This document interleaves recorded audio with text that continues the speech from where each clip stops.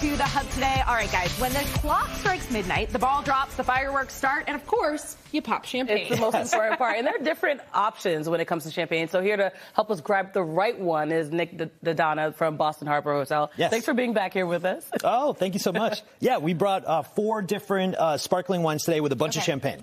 Well, we love that. So walk us through what you have. You start with the Prosecco over here, and that is not champagne. Right. Not to be confused, right? Yeah, a lot of people call all sparkling wine champagne as long as you enjoy it, like, rock on. But, it's... If you want to sound educated. If you want to, yeah, champagne is from a particular part of France, and it's a way they make it. But what a lot of people enjoy is Prosecco. Okay. That's wine from northern Italy that is a little bit, very, very fresh, bright, a little bit fruity, and a little bit less serious than champagne. Okay. Nice.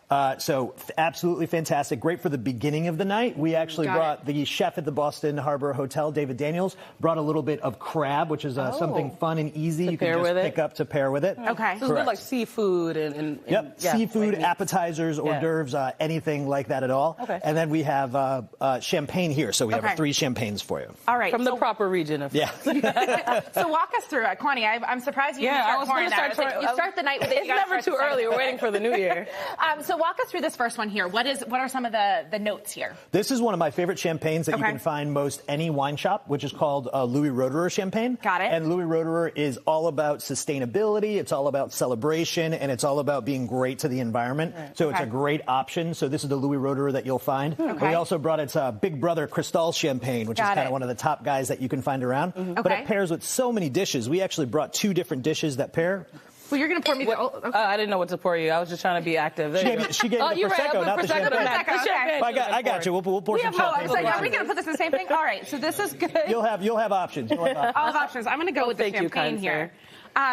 Okay, and you said that this goes nicely here with these 2 dishes? Yeah, so Chef pulled some caviar that's actually made by Island Creek Oysters. So that's in Massachusetts. And I love Island Creek Oysters. Yeah, that's a good region so Island Creek is the company, and they started making some champagne, my apologies, they started making caviar a couple of years ago, and it's absolutely fantastic farm-raised white sturgeon coming from the United States. And so it's this lovely, lovely, lovely. If you start eating, the one thing I warn you, if you start eating caviar, it's really hard to stop.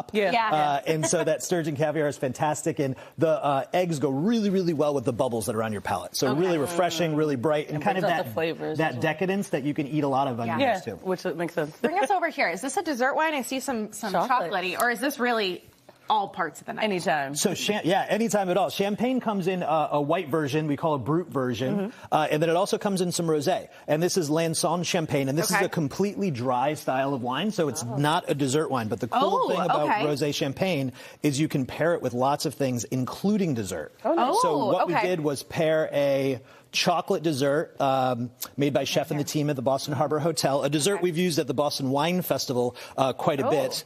And so this dessert goes very, very well with rosé champagne and that little bit of fruitiness. And Chef is really amazing at pairing, especially a little bit of pomegranate, a little bit of meringue there. And very quickly, you can use different kinds of glasses. It doesn't really necessarily matter for drinking. As long as you enjoy the champagne, that's the most important thing. There you go. There's a couple different glasses that we have. There's a little Gadsby style one, the traditional flute, or my personal favorite is just a regular white wine glass. So you have options. Correct. Well, we can't be the only ones having fun. Yeah. Well, cheers. Pour yourself a glass of. I don't even know what to cheers with. I know. We have so many options. You guys. Thank you so much for being Whatever here. you do, celebrate the new year in style and fill your belly.